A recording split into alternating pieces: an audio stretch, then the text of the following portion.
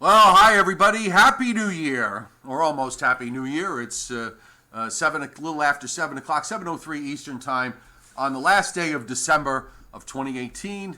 New Year starts tomorrow. We'll be on 1st of January 2019, and in the same old weather pattern, which is right now for the East anyway. For the most part, it's warm and wet, unless you're up in northern New England, in which case you have it at least cold enough for some snow and ice. We've got all kinds of crazy things going on weather-wise today that we're going to touch upon. We're going to get to the local forecast first, and then gradually expand out because of the implications with New Year's Eve and folks traveling. Nice to see a lot of folks on board tonight. Happy New Year to David Fuller, Chris Alley, Dionan Kumar, Scott Briller, Johnny Quest, Alfred Phillips, who watches all the way from Rainwright, Alaska, Weather Tracker, and all of you who are here. Okay, so we're going to do short range local, my local area, eastern Pennsylvania to southern New England and everybody in between. Then we're going to expand out because we're going to look at what's going on around the country. Then we're going to go to the models, and then we're going to look at the short, medium, and the long range, and we're going to look at all the big stuff that's going on up in the stratosphere and how that's going to play out. David Schwartz, you sent me a message on Patreon tonight a little while ago, so I did jump on Dr. Judah Cohen's blog. I know a number of you have tried. It is a very tough read. It's a tough read for me. I find myself having to read it through at least several times. There's a lot of stuff on there that I don't quite grasp, but there's a lot of stuff that I do grasp. And there are, I think, some important takeaways that we are going to need to consider when it comes to the long range. So, first things first, as I said, we've got rain going on right now across much of my area, and I think we could start with the local 7 o'clock radar, which is pretty loaded. Times Square getting into some rain. You can see some of the yellows and darker greens with some moderate to heavy rain moving across northeastern Pennsylvania and across New York City and in parts of the Hudson Valley, southwestern Connecticut, and through Long Island. And of course, we're just looking at the local radar view here, so I can tell you that this area does extend further north and east as this moisture is moving northward, and it also extends further to the west. There are some breaks down in South Jersey, for example, southeastern PA. The rain is a bit more showery in nature because we've got this warm front that's coming up. So the steadier rain that's going on here with the overrunning that's ahead of the warm front is going to last probably till about 1 a.m. or so, and then it's all going to just gradually come to an end as that warm air begins to really take hold along the East Coast and push its way all the way up. So give me 1 second here. I'll bring up the full window, and we'll get the wider radar view on the screen, and there you have it. So this is the whole weather system and how it's playing out. You've got precip. It kind of looks like the letter T, where you've got precip extending to the east, precip that's extending back to the west, where the surface low is, the occluded surface low that is now moving in toward the Great Lakes. And there is rain and now some snow on the back end as well. We have the overrunning rains throughout much of New York State, now also into, as I said, into southern Connecticut. The northern fringe of this, as you head into Vermont and western Massachusetts and into northeastern New York and eventually up through northern Vermont, northern New Hampshire, and to Maine, that will be snow, and a significant amount of it in parts of northern Maine where it just snows on cue. So here's the tighter view of what's going on at the moment. You got quite a bit of precip here that we have to play through. Some of the heavier bands that'll come through between now and 11 o'clock, I think when it's all said and done, it's about 3/4 of an inch to as much as 1.25 inches. The times the rain lightens up and times the intensities pick up. But bottom line is that this is going to be a wet, New Year, with temperatures probably inching up close to 50 by the time we get to midnight with the arrival of the New Year. And also, in comparison to last year, which was the second coldest on record, it was 10 above zero when the ball dropped, with wind chills, if I remember correctly, down in the minus 15, minus 20 range. It was truly an absolutely brutal New Year last year from the standpoint of temperature. So the rain making it a sort of a different experience. Certainly, the temperatures are a lot better. The rain making it feel soggy. Frankly, I don't quite understand how you can stand out there in the rain. Maybe it's because I'm pushing 60 and I don't have the vigor of my youth. I just wouldn't do it.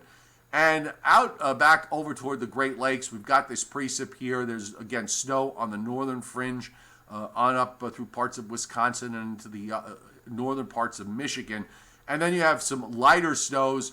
Now, this is with an Arctic boundary. You can see there's a distinct separate area of snow that is going on back in parts of northern Wisconsin. Light snows down in through southern Minnesota and to southeastern South Dakota.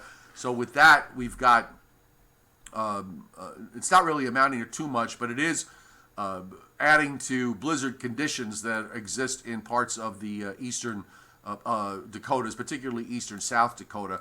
And then, of course, we're starting to rev up in the southwest, where we've got moisture coming in and winter storm warnings up all over the place in New Mexico and in eastern Arizona. The cold air that this system is bringing down from Canada, this is a very cold high that's coming down.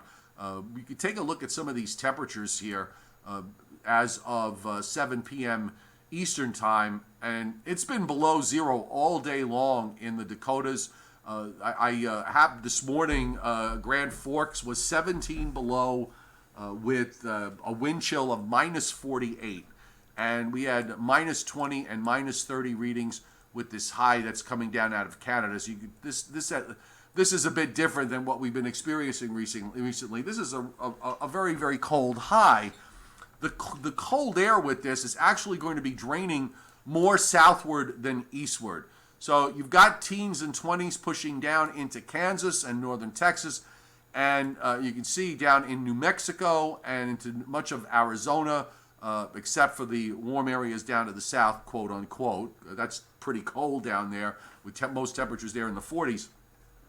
You're looking at 20s to around 30, and the large area, that salmon color, that's all winter storm warnings that are up tonight for a good chunk of the state of New Mexico, eastern half of Arizona, and the southern parts of Colorado. So the cold air, again, pushing more south than it is to the east. And meanwhile, back in the east, we can take a look at some of the additional advisories that are up.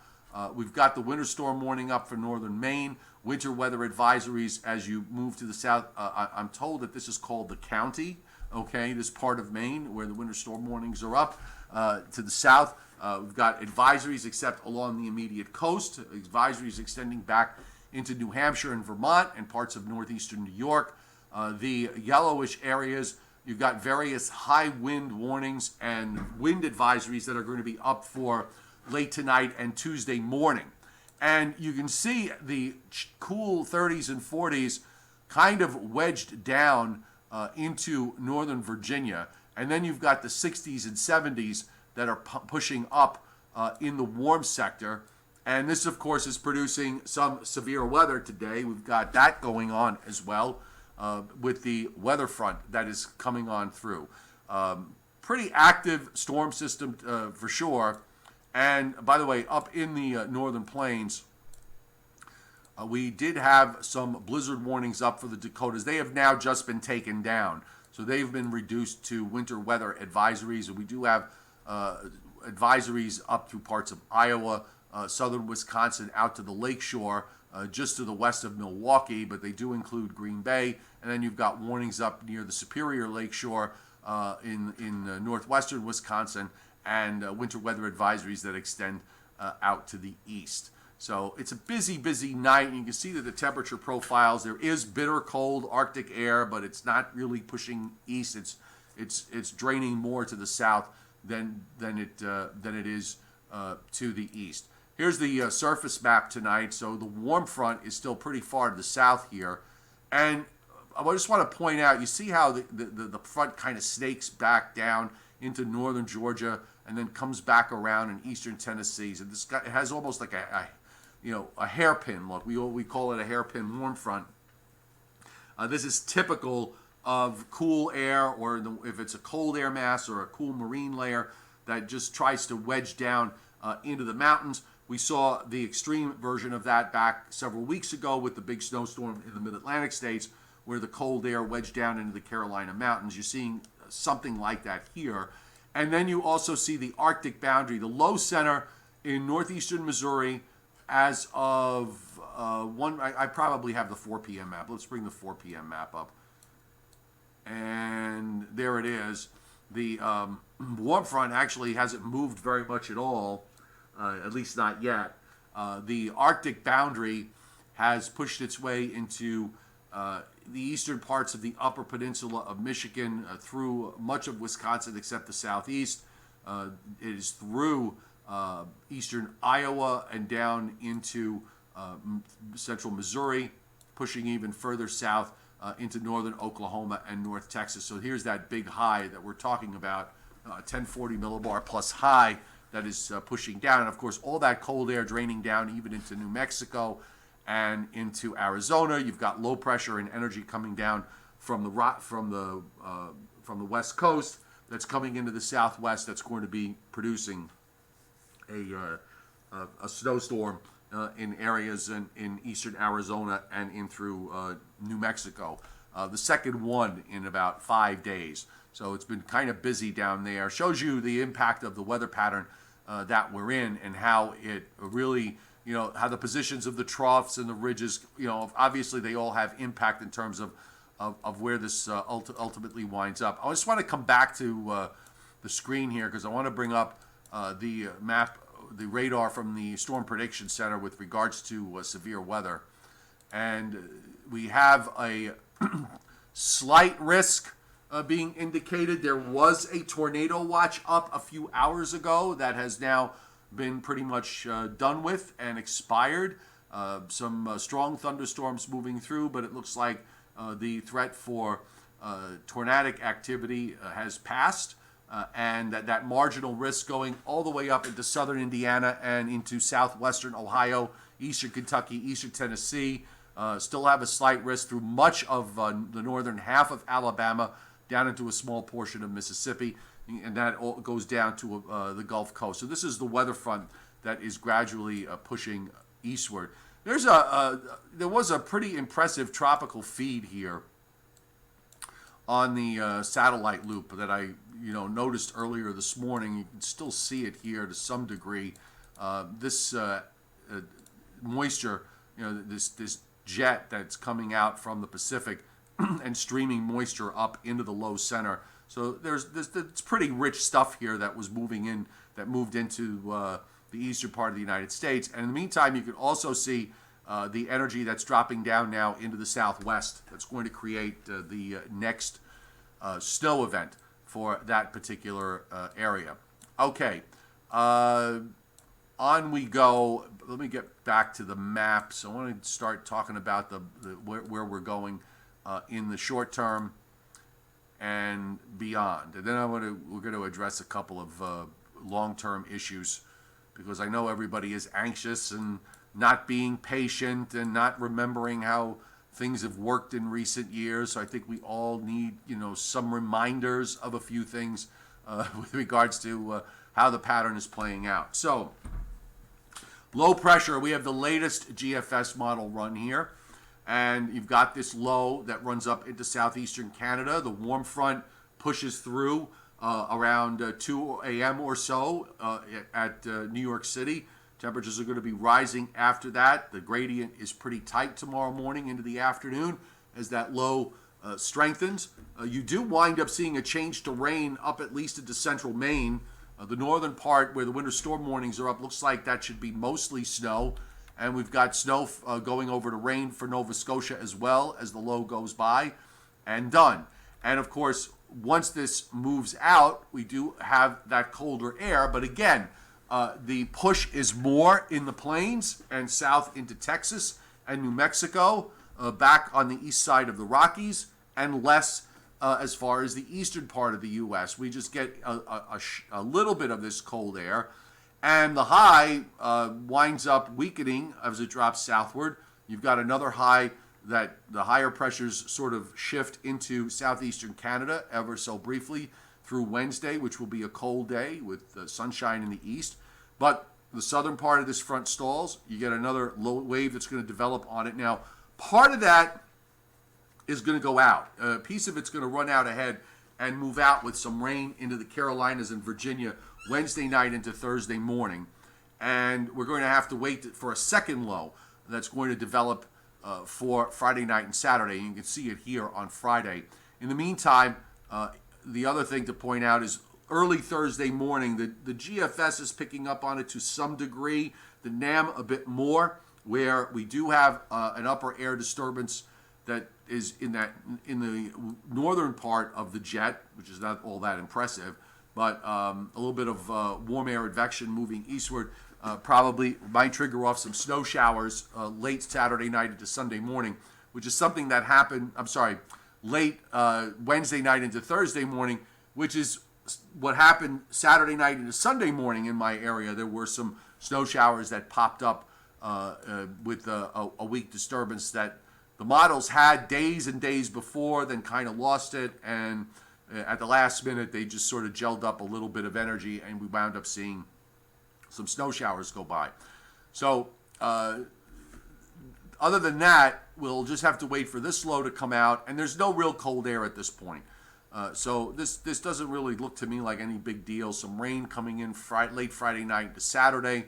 If everything moves along, weather conditions improve. Then we've got some action coming into California and the Southwest again over the weekend. There's a nice little low there that's off the coast of Southern California near LA that comes inland with rain and snow into Southern California, and more action for the Pacific Northwest.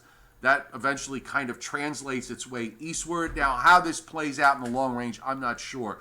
There's another front that comes down with a little bit of cold air for the early part of next week for the Northeast. This particular run actually has a fairly decent shot of cold air for New England from this 1040 high that comes down, and there's some moisture that shoots out ahead of it, but it all basically gets suppressed. See how it all moves to the southeast and down into Florida. Then we've got another front that glances more into eastern Canada as we head toward the latter part of that first week of January.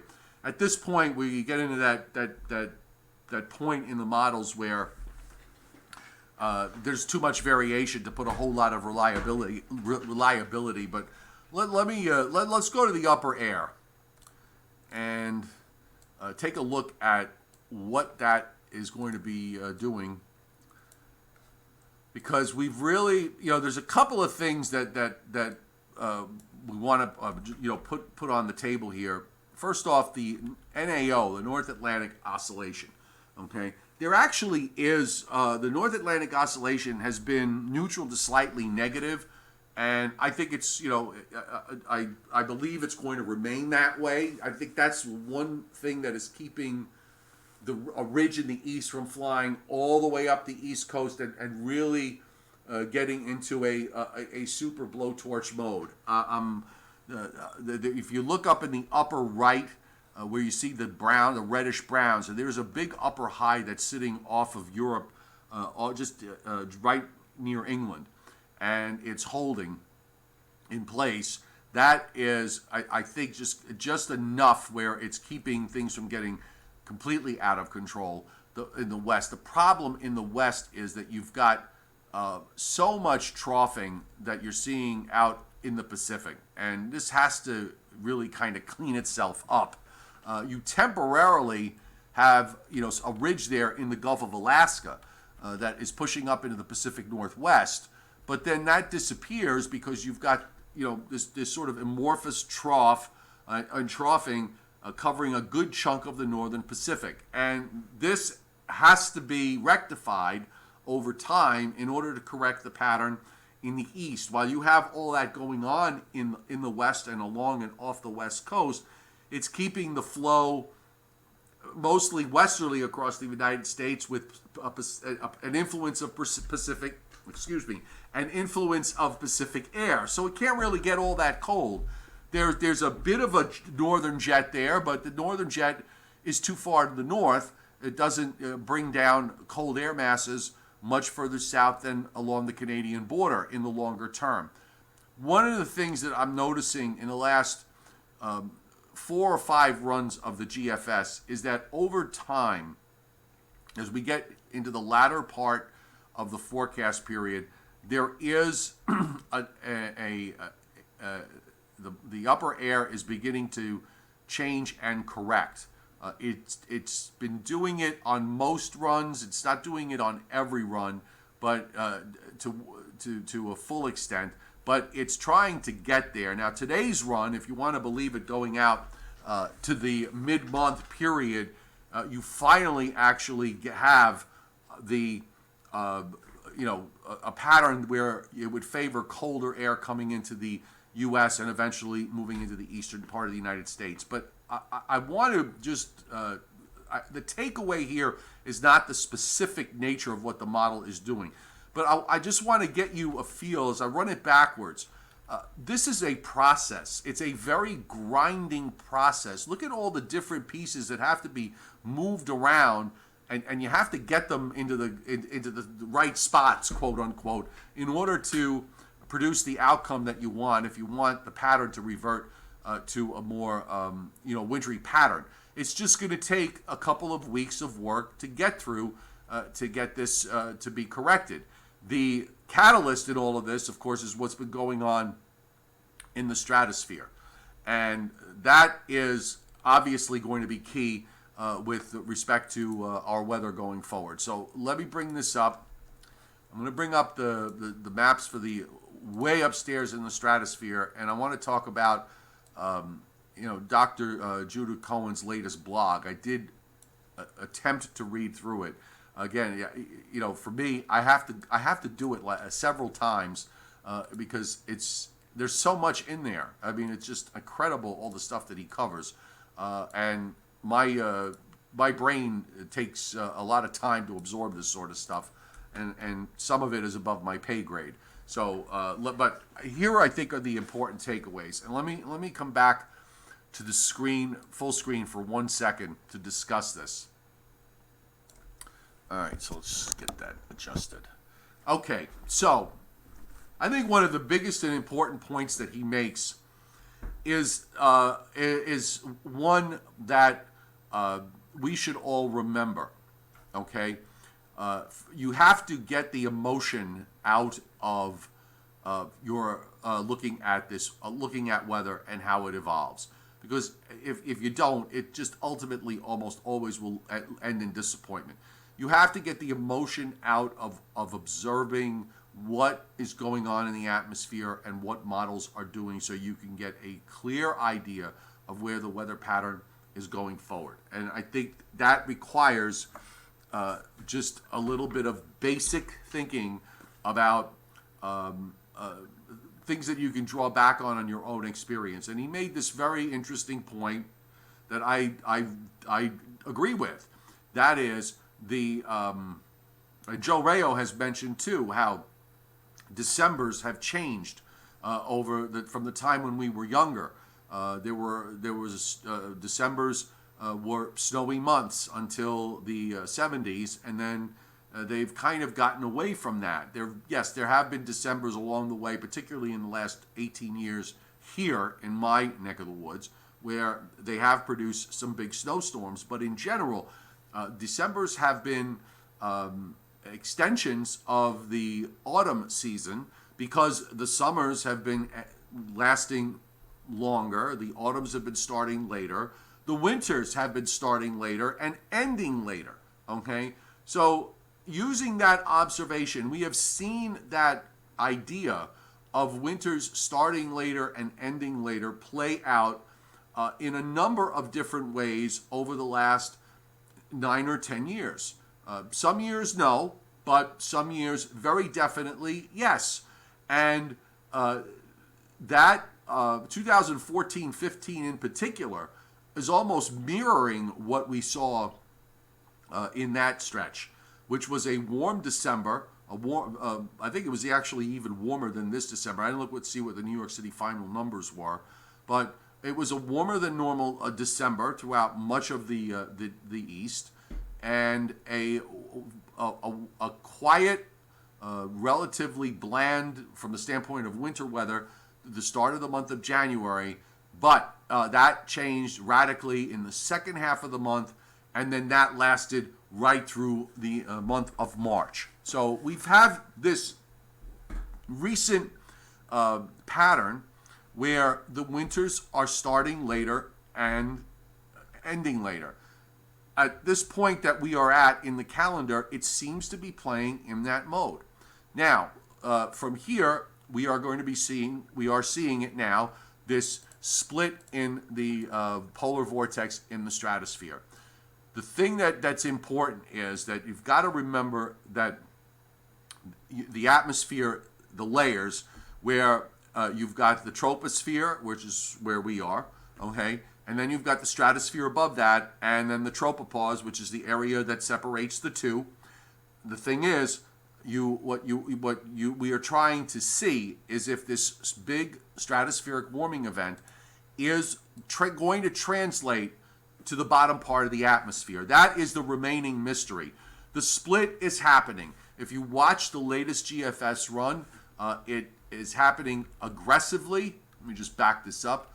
It's already seeing that vortex stretching, and when we get to Wednesday, you have two separate vortices. You've got one that migrates over into Europe. The other one drops down into the Northeast and into southeastern Canada and into the Northeast. What's particularly striking to me is the fact that the vortex that's dropping down into the northeastern U.S. Actually winds up over time getting stronger than the vortex that's left behind in Europe, which I think is, it's a pretty interesting development here. And in fact, when we go through time, that one in Siberia, which is usually, or Europe, the one that's stronger, is actually winds up being weaker, and you've got three vortices that this thing splits into. And that carries over through the entire 2-week period. So the stratosphere is splitting now. You got to give it some time to work its way down to the troposphere and to the bottom of the atmosphere. I think you're seeing some clues in the models in the GFS in its long range in the last several runs. I said yesterday we need to wait. We need to wait probably through this whole week to see if that gains traction or not. He does point out that the European is less aggressive on its on what it's doing in the lower parts of the atmosphere in the midst of all of this. I would just say that the European has not been the best of models lately. It really has had some awkward days where it has shown things. For example, we're supposed to have a deep low in the Gulf of Maine, if I remember correctly, going back late last week, being telegraphed for the latter part of this week. That ain't happening. So, its view of how the atmosphere is behaving is not really been all that productive. It's been showing things on one run and then they disappear on the next. I mean, the GFS has been kind of doing that too, but I think that speaks to the volatility of the overall pattern that we're in. So remember, the recent past performance is no guarantee of future outcome, but it is one of the few things you have to grasp on. And the fact is that this winter is really kind of playing out the way a lot of winters have in the last 7 or 8 years or even longer, where you really don't have a whole lot that happens in the month of December, and it carries into the beginning of January. The other big point that he makes, and this is really very important, in order for you to have that big the pattern change, you need to have this warm up. Okay, the warm up and the bland weather pattern that we have is playing its part. It is planting, it's basically sowing the seeds for the next pattern change. That's how all patterns work this way, where eventually they sow the seeds of their own destruction. And I think that's what you're seeing now. This big warm-up that is occurring, the pattern is favoring this big warm-up up into the Arctic regions.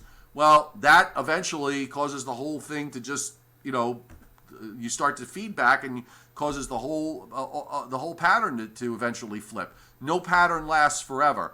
I think we're seeing clues that as we head toward the middle part of January and beyond, that we're going to see the pattern change. Now, what it ultimately changes to and what the ultimate day-to-day weather is that's a whole different ballgame.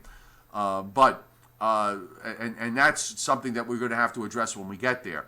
But the bottom line is, if you're making an emotional assessment, which is apparently all people ever do on Twitter anyway, that winter is over, you're doing it really without any kind of scientific approach to it, even a minimal amount of scientific approach. You're basically throwing a tantrum like a 5-year-old.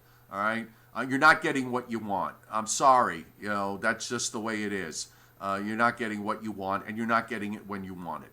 But you're not looking at this like an adult. You're looking at it like a 5-year-old. So we need to kind of get away from that. All right, I'm sounding a bit paternal, and I understand that. But I'm just kind of, reading his blog kind of set me in the mood with all of this, because it's hard sometimes to keep up with what feels like and sounds like crying infants because they're not getting snow. It's weather, deal, okay? I want to come back to the models. I want to show you something here because we were talking about the impact with regards to Europe. And this I thought was pretty interesting today. Again, it may not necessarily be reality, but with regards to how the change is going to play out in Europe, the first thing that happens is that the cold goes into Eastern Europe. And you can see it here on the short range with snows throughout much of Eastern Europe and into Siberia, okay?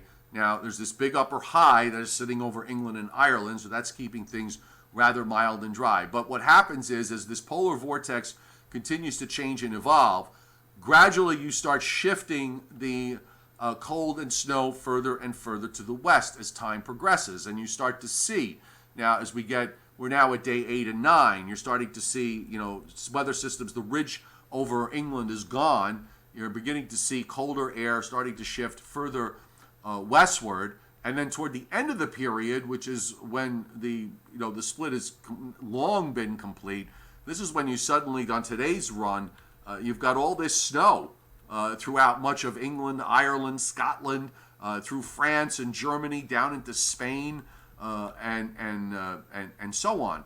So you can see how the impact is here over Europe of this split. That again, it's a 10-day to 2-week process that we're watching getting underway with a gradual change in the pattern across Europe. Now, the key is going to be, does it hold?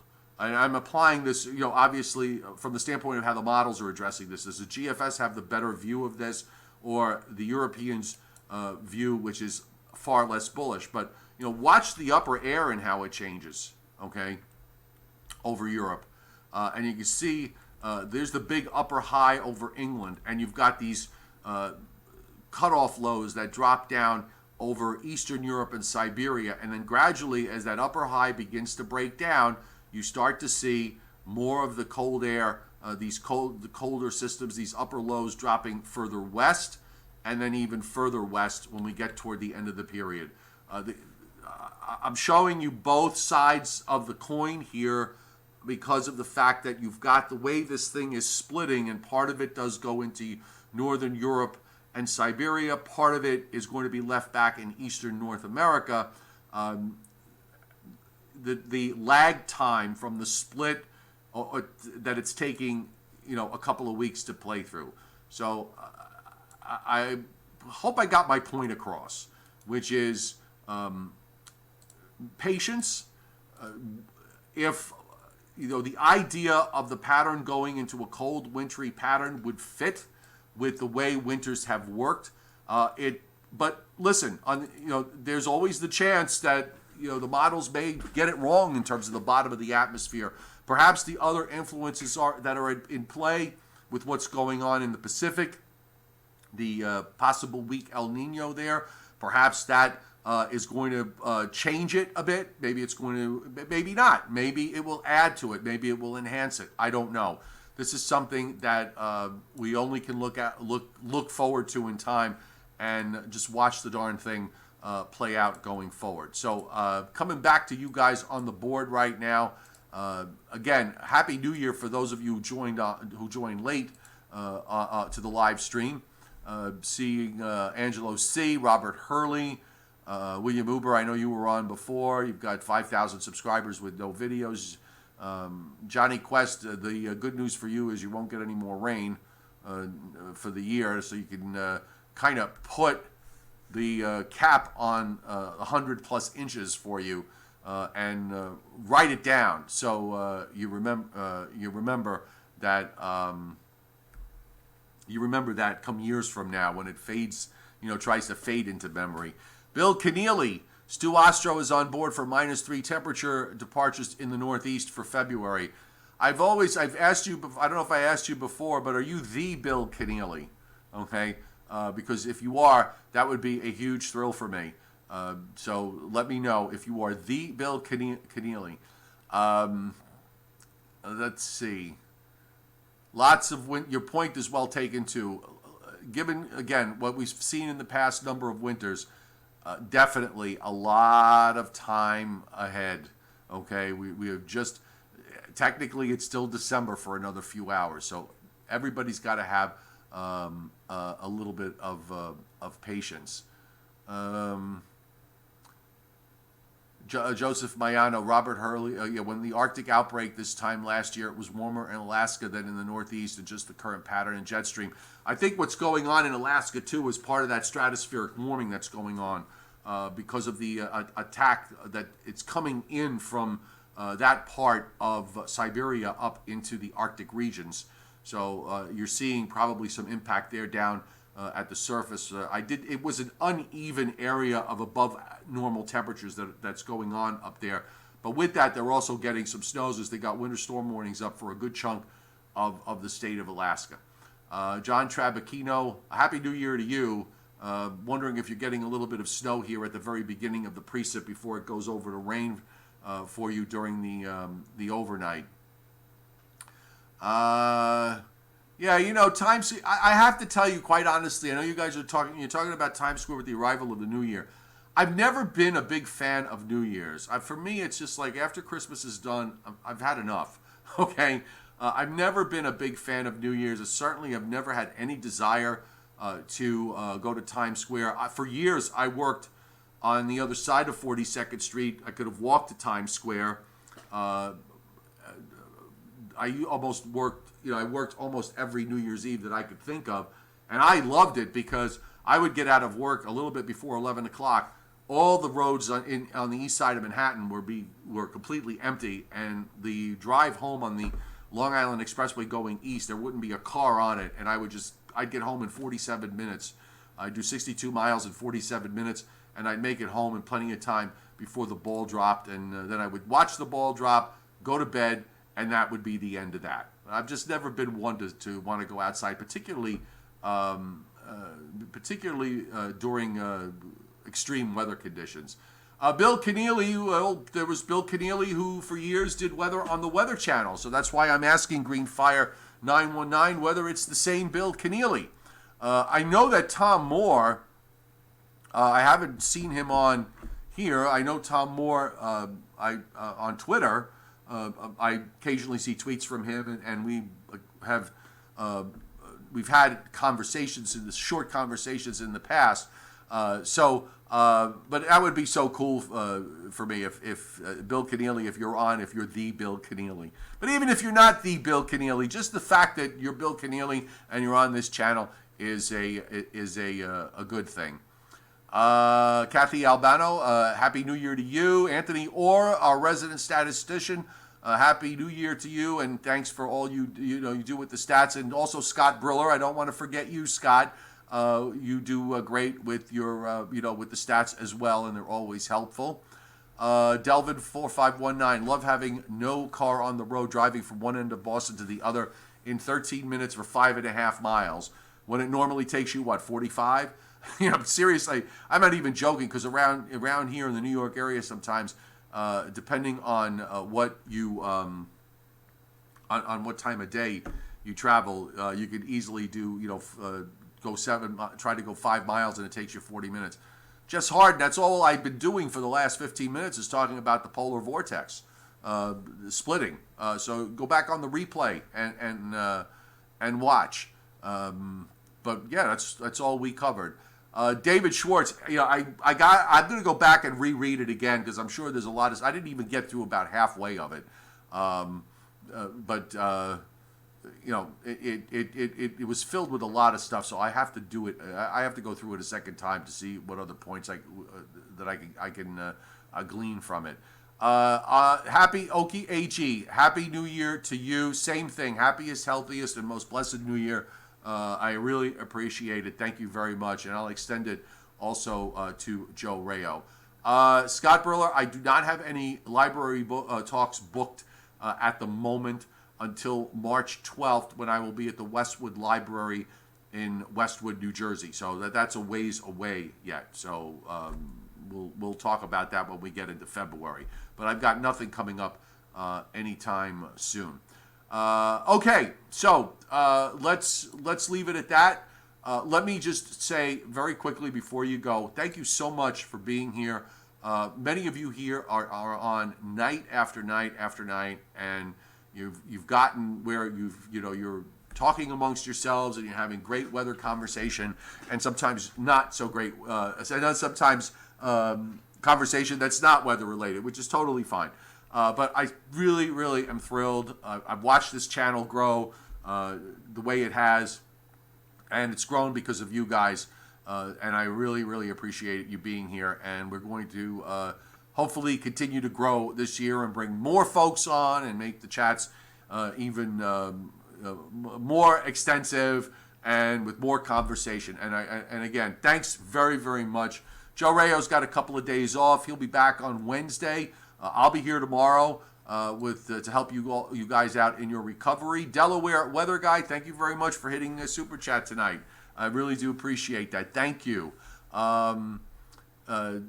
Alfred Phillips, who is our friend from Wainwright, Alaska, my northernmost viewer. Thank you very much for being here. Appreciate that. That's a thrill for me to have somebody from the North Slope of Alaska on. We have a number of viewers that watch from, a number of subscribers that watch from England and Ireland. They probably, the New Year just arrived there, so they're at their parties and having fun. But Happy New Year to you. Happy New Year to everybody. If you're traveling tonight, please get to your destination safely and alcohol-free. And also get home safely and alcohol-free. If there's a problem, stay over where you are and go home tomorrow, okay? Have a great night. Normal schedule for me tomorrow, so it'll be a typical day. Patreon members, I'm going to shoot for a live stream tomorrow morning.